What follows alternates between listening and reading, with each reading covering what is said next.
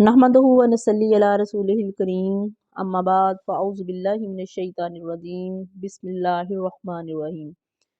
सैयदना अबू हुरैरा रज़ियल्लाहु ताला अन्हु से रिवायत है कि रसूलुल्लाह सल्लल्लाहु अलैहि व आलिहि वसल्लम इस तरह दुआ किया करते थे। फरमाते, अल्लाहुम्मा मत्तीनी बिसमई व बसरी वजअलहुमा मलवारिसा मिन्नी वंसुरनी अला मन यज़लिमुनी व खुज़ मिन्हु बिसारी। ए अल्लाह, तू मुझे मेरे कानों आँखों से मुस्तफ़ीद होने का मौका अता फरमा और इन दोनों को मेरा वारिस बना दे, और मुझ पर जुल्म करने वाले के ख़िलाफ़ मेरी मदद फरमा और इससे मेरा इंतकाम ले ले। ये सुनन तिर्मिज़ी की रवायत है।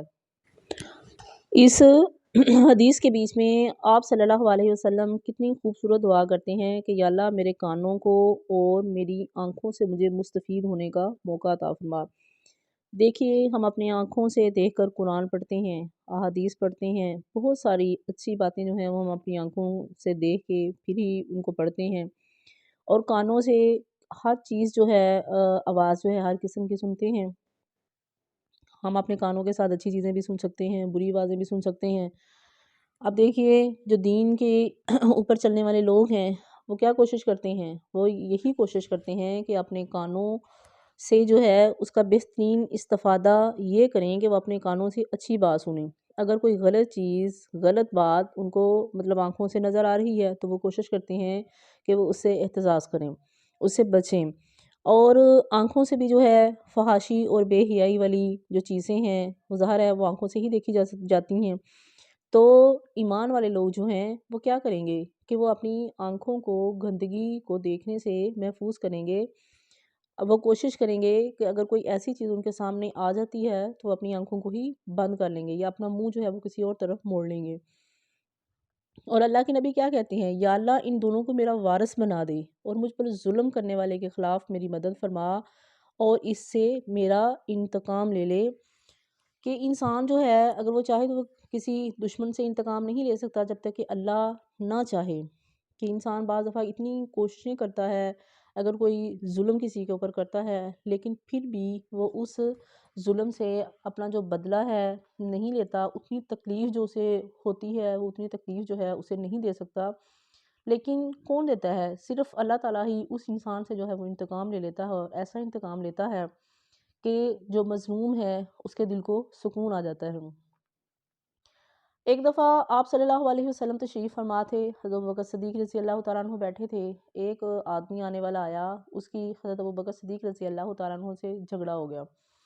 और वो आदमी जो था वो हज़रत अबू बकर सिद्दीक़ रज़ी अल्लाह तआला अन्हु को गाली गलौज करने लग गया, बुरा भला कहने लग गया। हज़रत अबू बकर सिद्दीक़ जो थे वो खामोशी से उसकी तरफ देख रहे थे, उन्होंने कोई भी जवाब नहीं दिया। और आप सल्लल्लाहु अलैहि वसल्लम हज़रत अबू बकर सिद्दीक़ रज़ी अल्लाह तआला अन्हु की तरफ देखकर मुस्कुराए जा रहे थे।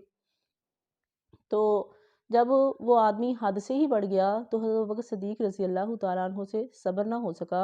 उन्होंने क्या किया, उन्होंने भी आगे से जवाब देना शुरू कर दिया। तो अल्लाह के नबी सल्लल्लाहु अलैहि वसल्लम ने अपना मुँह जो था वो दूसरी तरफ फेर लिया।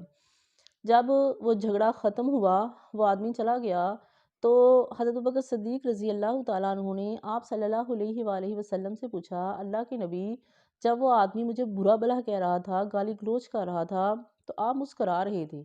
लेकिन जैसे ही मैंने उसको आगे से जवाब देने शुरू किए तो आपने नाराज़गी से मुँह जो था वो दूसरी तरफ मोड़ लिया। इसकी क्या वजह थी? तो आप सल्लल्लाहु अलैहि वसल्लम ने फरमाया, अबू बकर सिद्दीक़ रज़ी अल्लाह तआला अन्हु, जब तक आपने जवाब नहीं दिया था तो तुम्हारी तरफ से अल्लाह ताला ने एक फ़रिश्ता मुकर्रर कर दिया था जो उसको जवाब दे रहा था। लेकिन जैसे ही आपने खुद उसको जवाब देना शुरू किया तो रहमत का फ़रिश्ता जो था वो वहाँ से चला गया था, तो इसलिए मैंने हाँ उधर से मुँह मोड़ लिया था। तो देखिए कि अगर मतलब हम बर्दाश्त करते हैं, कोई इंसान जो है हमारे साथ ज़्यादती करता है, तो क्या होता है कि अल्लाह ताला फ़रिश्तों को मुकर्रर कर देता है कि उस आदमी से उसका बदला ले। हमें क्या चाहिए? सिर्फ़ एक ही बात जो है हमें करनी चाहिए, वो क्या है कि हमें अपने प्यारे नबी सल्लल्लाहु अलैहि वसल्लम की सुन्नतों को सामने रखना चाहिए। हमारी ज़िंदगी के बीच में बहुत ज़्यादा कमी है किस चीज़ की, कि हमें हकीकत में पता ही नहीं है کہ اللہ کے نبی نے ہمیں زندگی گزارنے کے کس طریقے کیسے طریقے بتائے ہیں، کس طریقے سے ہم بہترین زندگی جو ہے وہ گزار سکتے ہیں، وہ کون سی دعائیں ہیں جو ہمیں ہر وقت برائیوں سے محفوظ رکھ سکتی ہیں۔ آپ صلی اللہ علیہ وآلہ وسلم دعائیں کرتے تھے اپنے جسم کے ایک ایک اعضاء کا حوالہ دے کر کرتے تھے۔